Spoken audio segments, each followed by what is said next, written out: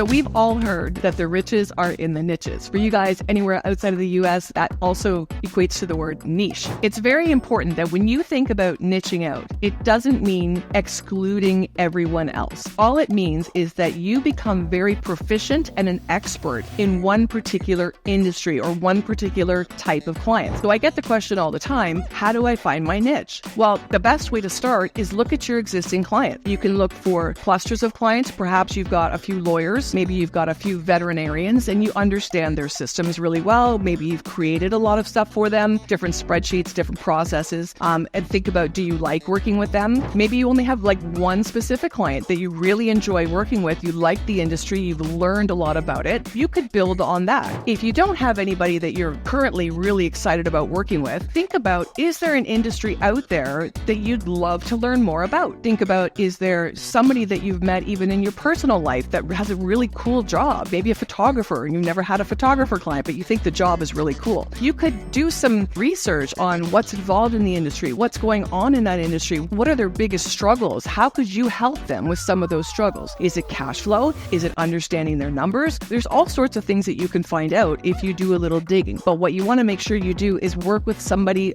like a type of person or an industry that you enjoy. You don't want to work with a bunch of stuffy lawyers if you don't like lawyers, especially if you've got a history with lawyers. You don't want to build that out as your niche. And when you're thinking about the actual niche that you want to go into, also think about opportunity. Think about the peripheral opportunity that's available for you. And what I mean by peripheral is, do they have associations? Do they have gatherings? Do they have a presence on social media, somewhere where you can insert yourself to become known as that expert in that industry? And when I say like weigh them back and forth, think about the difference between niching with a bunch of mechanics versus niching with, say, dentists. I don't know how many national conventions there are for mechanics. Maybe there are, maybe there aren't. I don't know. How many mechanics own businesses of their own? There's not maybe as much opportunity with a mechanical industry as there would be maybe with a dental industry, because dentists, as you know, typically run their own businesses, typically struggle, have lots of conventions, have lots of networking events, have magazines, have all sorts of media channels that you could insert yourself into, so it gives you far better opportunity. And the last thing I'm going to mention about selecting your niche, think about the opportunity they have and the situation that they're in. And the one that comes to mind primarily for me is nonprofits. I know a lot of people like to work with nonprofits because they want to help them. But in reality, if you're trying to niche out because you're trying to build your business, keep in mind the fact that nonprofits are usually struggling. They don't have a lot of money. They have volunteer boards, including a volunteer treasurer who does the books. So there's not as much opportunity in an industry like that as there might be on some other industry that